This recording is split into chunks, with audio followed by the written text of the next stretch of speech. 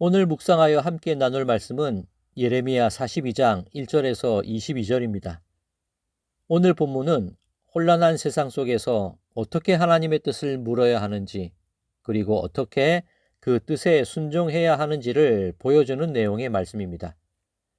오늘 본문을 이해하기 위해서는 당시 시대적인 상황이 어땠는지를 간략히 살펴보아야 합니다. 바벨론에 의해 예루살렘이 함락되었고 왕과 귀족들은 잡혀가거나 죽임을 당했습니다. 성벽은 허물어지고 집들은 불에 타버렸습니다. 이후 바벨론 왕은 그다랴를 총독으로 임명하고 그에게 유다 땅을 다스리게 했습니다. 전쟁을 피해 여러 나라로 흩어졌던 이스라엘 백성들은 다시 고향으로 돌아와 바벨론의 통치 아래에서 어느 정도 안정을 되찾아 가게 됩니다.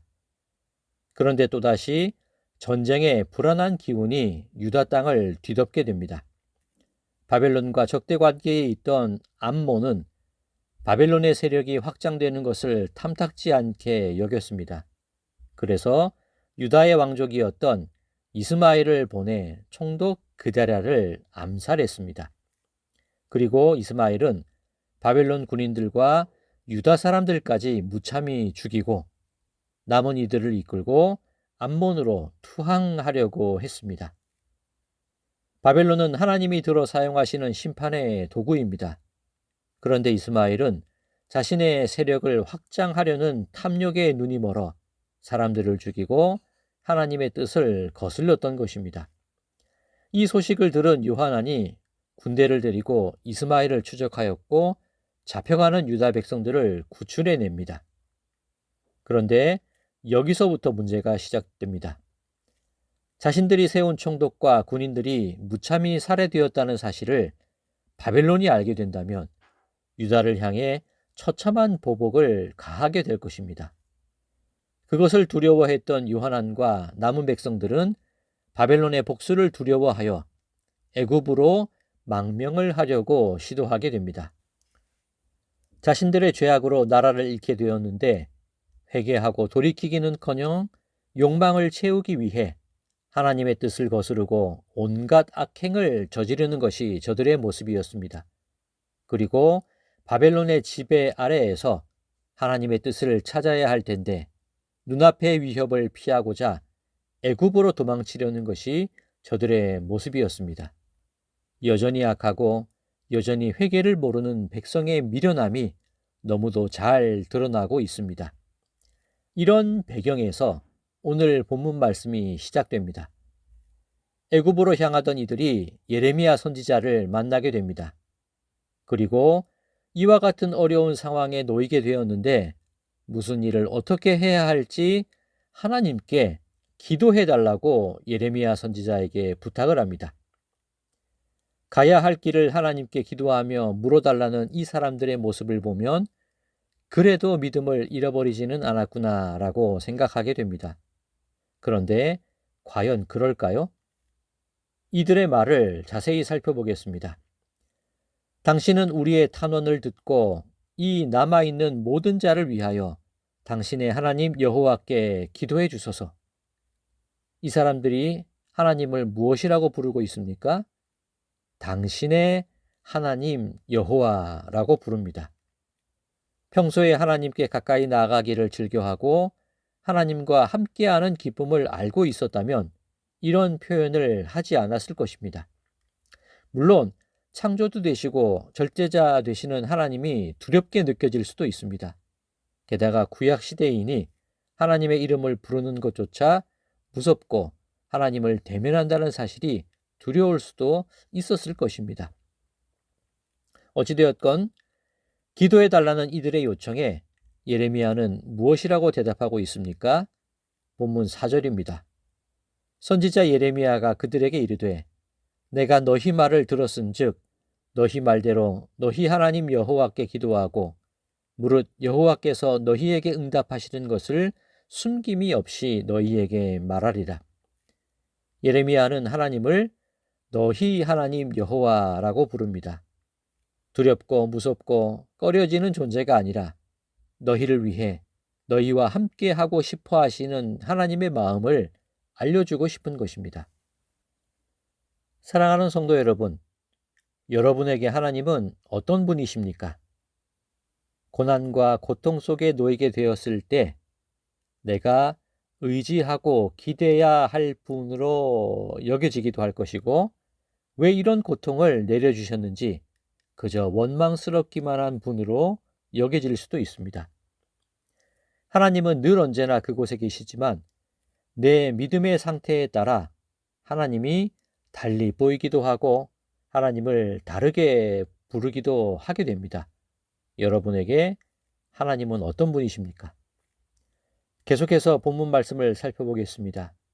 이 사람들이 말하기를 하나님께서 어떤 응답을 하시든 자신들은 그 말씀대로 행하겠다고 합니다. 이때에도 여전히 당신의 하나님 여호와라고 부릅니다. 어쩌면 이들이 하고 있는 말, 하나님의 모든 말씀대로 행하겠다는 그 말이 진실한 고백이 아닐 수도 있겠다는 생각이 듭니다. 왜냐하면 여전히 이들에게 하나님은 나의 하나님이 되지 못하고 있기 때문입니다. 그런데 이어지는 대화 속에 이 사람들이 드디어 하나님을 우리 하나님 여호와라고 고백하고 있음을 보게 됩니다. 이들이 드디어 하나님을 참답게 믿고 따르게 된 것일까요? 이들의 질문에 대해 하나님은 애굽으로 가지 말라고 대답하십니다. 하나님은 바벨론을 당신의 도구로 택하여 사용하셨기 때문입니다. 앞서 이 사람들이 하나님을 우리 하나님이라고 부르기는 했습니다. 그런데 저들의 속마음은 다른 곳을 향하고 있음을 알 수 있습니다. 예레미야 선지자가 저들의 거짓을 드러내고 꾸짖는 장면이 있습니다. 20절 말씀입니다. 너희가 나를 너희 하나님 여호와께 보내며 이르기를 우리를 위하여 우리 하나님 여호와께 기도하고 우리 하나님 여호와께서 말씀하신 대로 우리에게 전하라. 우리가 그대로 행하리라 하여 너희 마음을 속였느니라. 우리 하나님, 우리 여호와, 우리 말은 그렇게 하고 있지만 저들은 이미 애굽으로 갈 것을 결정해 놓은 상태였습니다. 그러면 이미 마음을 다 정해 놓았으면서 왜 하나님께 기도해 달라고 했던 걸까요? 저들은 하나님의 뜻을 알고 따르기 위해 기도한 것이 아니라 자신들의 결정을 확인받고 싶어서 기도하는 척 했던 것입니다. 자기들 마음대로 답을 이미 정해놓고 하나님이 그 답에 따라와 주기를 기대하는 마음이 저들에게 있었던 것입니다. 그러면 우리는 어떨까요?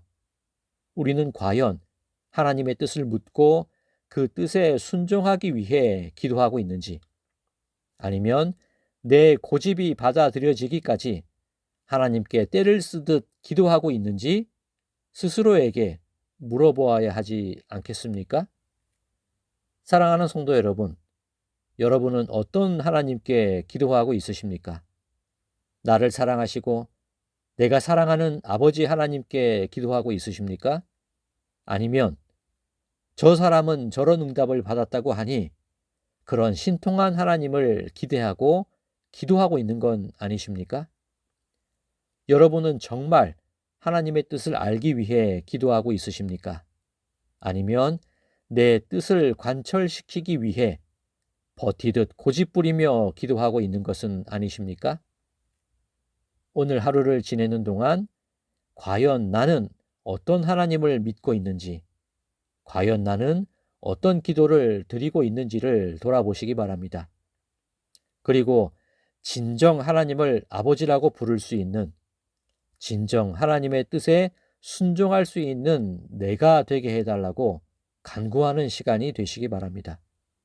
그렇게 함으로 조금 더 아버지께 다가가고 조금 더 아버지의 뜻을 알아가는 오늘 이 하루가 되시기를 주님의 이름으로 간절히 축원드립니다. 하나님 아버지, 제 입술을 통해 고백되었던 기도가 습관처럼 중얼거렸던 헛된 고백은 아니었습니까? 하나님을 향한 제 믿음이 내 욕심을 채우기 위해 꾸며낸 거짓은 아니었습니까? 제 마음을 정결하게 만드시고 제 믿음을 새롭게 하여 주셔서 진정 하나님을 믿고 순종하는 제가 되게 하여 주시옵소서. 예수 그리스도의 이름으로 간절히 기도드리옵나이다. 아멘.